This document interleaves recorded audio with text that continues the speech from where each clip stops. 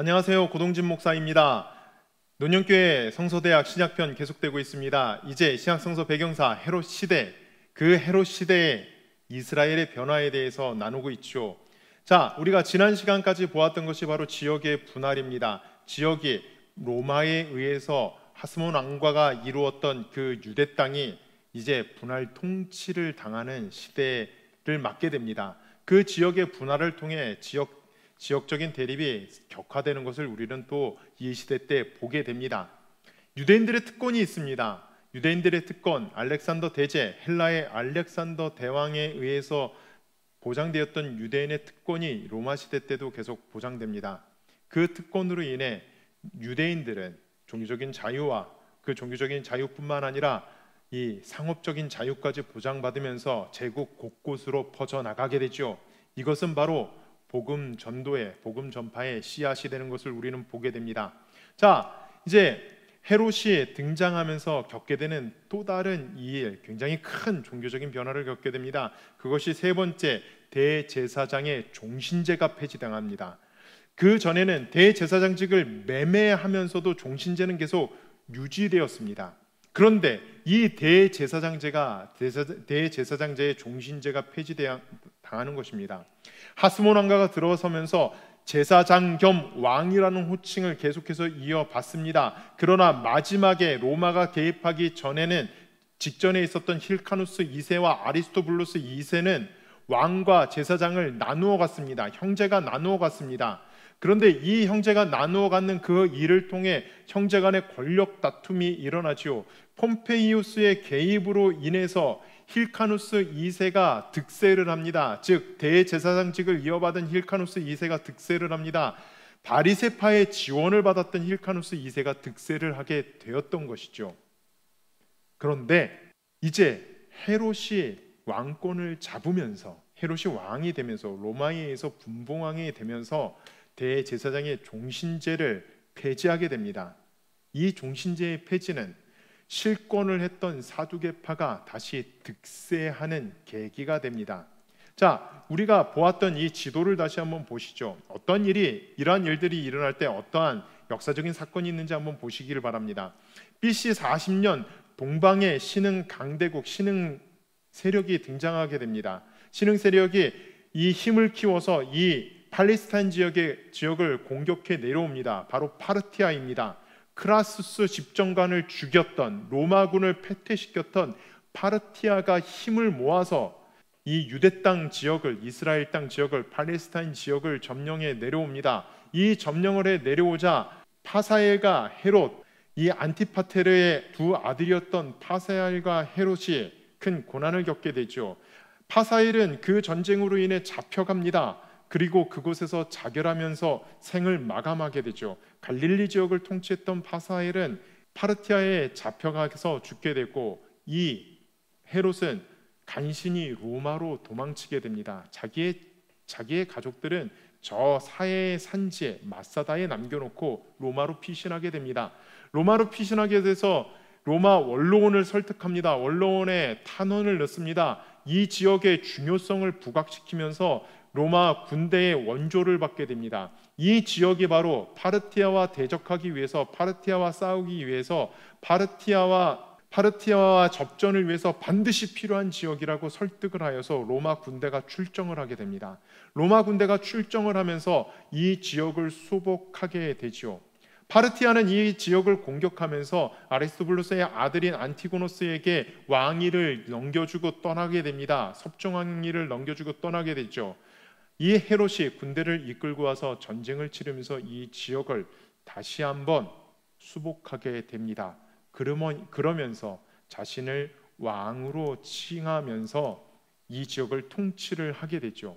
그러면서 그가 한 일이 무엇이냐면은 유대 민족의 환심을 얻기 위해 많은 일들을 합니다. 유대 종교를 존중해주고 또 많은 그런 정책들을 펴게 되죠. 대표적인 것이 바로 예루살렘 성전을 증축하는 일입니다. 그리고 헤롯 시대뿐만 아니라 헤롯의 자녀들은 많은 지역에 건축물을 남기게 됩니다. 로마식의 건축물을 남기게 됩니다. 그것이 대표적으로 가이사랴라는 지역이죠. 이 가이사랴, 성경에서 많이 등장합니다. 가이사랴 그리고 가이사랴 빌립보.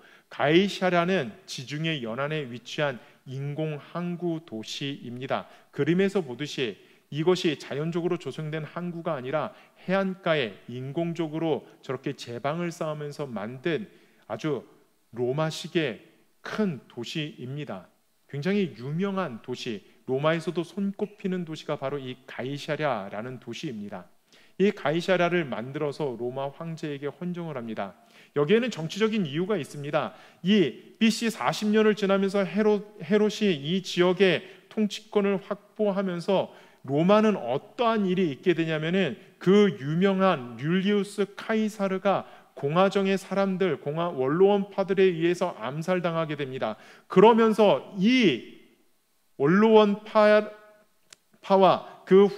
그의 후계자라고 자칭 후계자라고 이야기하는 안토니우스와 전쟁이 일어나게 되죠. 그리고 이 원로원파 가운데도 복잡한 이 상황이 전개되면서 나중에는 안토니우스와 율리우스 카이사르의 적통 후계자라고 하는 옥타비아누스와 이제 치열한 내전을 겪게 됩니다.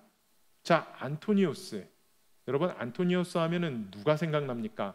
바로 클레오파트라가 생각납니다. 클레오파트라. 우리가 이제 역사의 뒤안길에서 잊혀졌던 프톨레미오 왕조를 다시 끄집어내죠. 프톨레미오 왕조의 마지막 여왕 클레오파트라와 안토니우스가 같이 합력하여 옥타비아누스와 대적을 하죠. 이때 이 헤롯이 누구 편을 드냐면은 옥타비아누스의 편을 드는 것이 아니라 안토니우스의 편을 들게 됩니다. 그런데 역사는 어떻습니까? 악티움 회전에서 옥타비아누스가 그 백전노장 안토니우스를 꺾고 로마의 최고 통치권자가 됩니다. 그때 두려움에 떨고 있었던 헤롯 어떻게 할까요? 옥타비아누스 굉장히 냉혈한 입니다. 헤롯을 자기가 거하고 있는 로도라는 지역으로 호출하게 됩니다. 헤롯은 그곳에 가서 옥타비아누스에게 충성을 다짐하고 충성 서약을 하면서 옥타비아누스의 신하가 되어서 돌아옵니다. 그러면서 다시 한번 그 권력이 권고해지죠. 그러면서 이제 도시들을 만들어서 바칩니다. 대표적인 도시가 지금 보시고 있는 가이사랴라는 도시입니다. 도시를 만들고 나서 그 도시의 이름을 가이사랴, 황제께 헌정하는 도시입니다 라고 바치게 되는 것이죠. 자, 그리고 유대인들을 위해서는 바로 헤롯 성전을 짓습니다. 아주 거대하게 짓습니다. 스룹바벨에 의해 초라하게 지었던 성전을 증축을 해 나갑니다. 굉장히 큰 공사를 하게 되죠. BC 19년부터 공사를 시작하여서 그의 후손인 아켈라오까지 공사를 하면서 AD 64년까지 공사를 하게 됩니다. 80년이 넘는 시간 동안 공사를 하면서 대성전을 만듭니다. 성전의 외벽은 다 대리석으로 꾸미게 됩니다. 성전 전면에는 황금을 입히게 됩니다. 그래서 역사가 요세푸스는 이렇게 이야기합니다.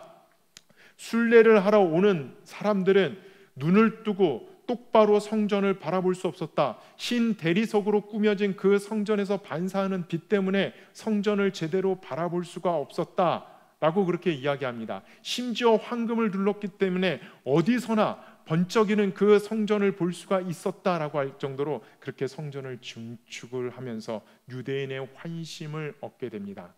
그래서 예수님 이 성전 무너질 거다라고 얘기했을 때 이야기하죠. 40년이 넘게 지어지는 성전 어떻게 3일 만에 무너지느냐? 그런 이야기가 바로 이러한 배경을 갖고 있습니다.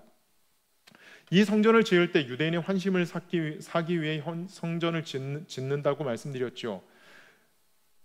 율법을 준수하며 성전을 짓습니다. 솔로몬이 성전을 짓듯이 하나님께서 말씀하신 그 방법대로 성전을 지어갑니다. 심지어는 제사장들을 석공으로 훈련하여서 제사장들이 성전을 짓게 합니다. 대단한 공사죠.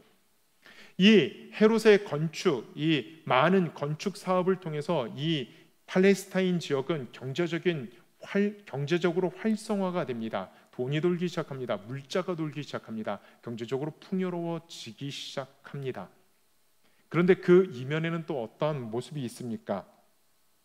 바로 세수가 증가하게 됩니다.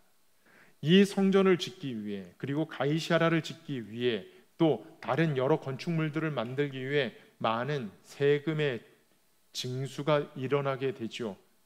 사회적인 불만이 점점점 쌓여가고 있습니다. 이 헤롯은 더욱이 유대 민족의 환심을 사기 위해서 유대 성전, 유대 신앙이 있는 곳에는 철저히 유대 신앙과 모순되는 헬라의 문화들은 들여오지를 않는 것을 우리는 보게 됩니다.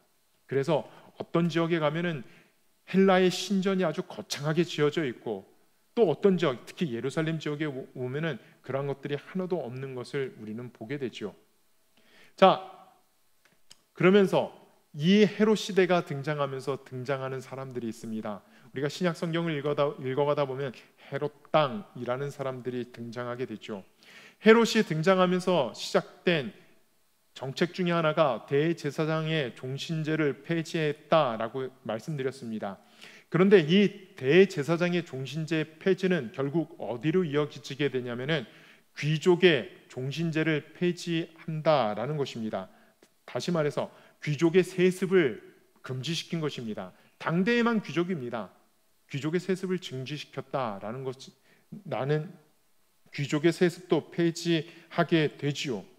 자, 이러한 정책으로 인해 유대인들 가운데 많은 사람들이 헤롯을 지지하게 됩니다. 그 지지 세력을 바로 헤롯 당이라고 칭하게 되죠. 아리스토블루스 2세를 지지하였다가 정권을 잃은 사두개인들에게는 다시 한번 세력을 확장시킬 수 있는 기회를 얻은 것이 됩니다. 그래서 많은 사두개인들은 헤롯을 지지하는 헤롯 당으로 변화가 되게 되고, 그리고 이 헤롯을 통해서 사두개인들이 다시 정치 권력의 전면에 나서게 되는 것을 보게 됩니다. 자, 대제사장직의 종신제 폐지 다시 한번 생각해 보죠. 헤롯이 왜 대제사장직의 종신제를 폐지했을까? 힐카누스 2세로 넘어가 보도록 하겠습니다. 노세한 힐카누스 2세, 계속해서 안티파테르의 아들인 헤롯에게 요구사항이 많아집니다. 그리고 나중에는 심지어 이 요구사항을 들어주지 않자 헤롯을 제거하려는 음모를 꾸미게 되고, 헤롯이 이것을 발견하게 됩니다. 헤롯에 의해서 발각되게 되고, 헤롯은 급기야는 대제사장직의 종신제를 폐지하게 되고, 자기가 그 대제사장들을 임명하게 되었다라고 말씀을 드렸습니다. 사두개인들은 헤롯 땅으로 변모하면서 다시 한번 정권을 잡게 되는 그러한 기회를 맞게 되는 거죠. 자, 헤롯 시대와 함께 열린 로마의 시대가 있습니다. 로마의 시대도 같이 열렸습니다. 로마 하면은 가장 먼저 떠오르는 단어가 팍스 로마나 로마의 평화, 그리고 도로라는 단어가 떠오를 것입니다. 자, 지금 보시는 그림들은 바로 헤롯이 지은 건물들이죠. 헤롯의 건축물들입니다. 자, 지나갔지만은 바로 이 도시 이름이 세바스테라는 도시, 지금 남아있는 유적입니다. 세바스테, 바로 사마리아 성을 재건을 하고 나서 세바스테라는 이름을 지어 놓습니다. 옥타비아누스의 그리스식 발음이죠.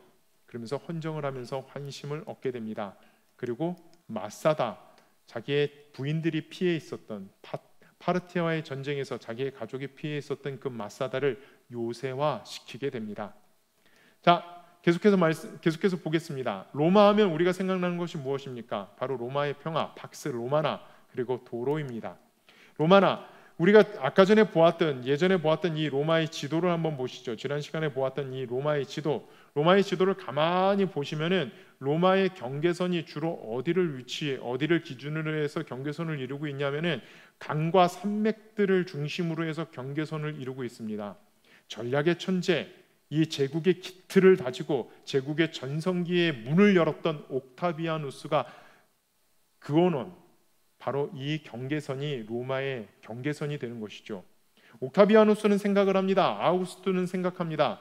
최소한 이 경계선까지 로마 군대가 주둔해 있어야지 이 로마 시는 안전할 수 있다, 안전이 보장된다라는 생각을 가지고 로마는 영토를 확장해 나간 것입니다. 그래서 이러한 영토가 확장되어진 것이죠. 그러면서 이 영토 안에 있는 모든 사람들은 로마의 힘에 의한 평안을 누린다. 그것이 팍스 로마나라는 모토였고 구호였고 그 정책을 실현하게 되는 것이죠. 그것과 함께 로마 하면 떠오르는 단어가 무엇입니까? 모든 길은 로마로 통한다. 로마의 도로망입니다. 로마는 제국을 건설하면서 가는 곳곳마다 도로를 깔기 시작합니다.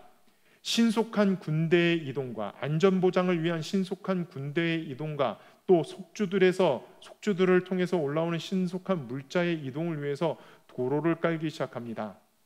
이 팍스 로마나와 로마의 도로를 통해서 어떠한 일이 일어납니까? 바로 복음이 안전하게 신속하게 전해지는 하나님의 역사를 볼 수가 있습니다. 자, 이것이 로마의 도로를 까는 모습입니다. 지금의 도로 공사와 비교해서도 전혀 손색이 없을 정도로 견고하게 도로를 깔고 있는 모습을 보게 됩니다. 이 견고한 도로를 통해 사도 바울과 복음의 전도자들은 복음을 들고 로마 제국 곳곳을 여행하며 복음을 증거했습니다. 그리고 팍스 로마나, 이 제국 안에 있는 곳은 안전을 보장한다라는 그 로마의 기치 아래 안전하게 복음이 증거되는 그러한 역사적인 배경이 깔리게 되는 것이죠. 자, 오늘은 여기까지 하겠습니다. 이제 다음 헤롯 대왕의 후손들, 그 이후의 시대를 보도록 하겠습니다. 감사합니다.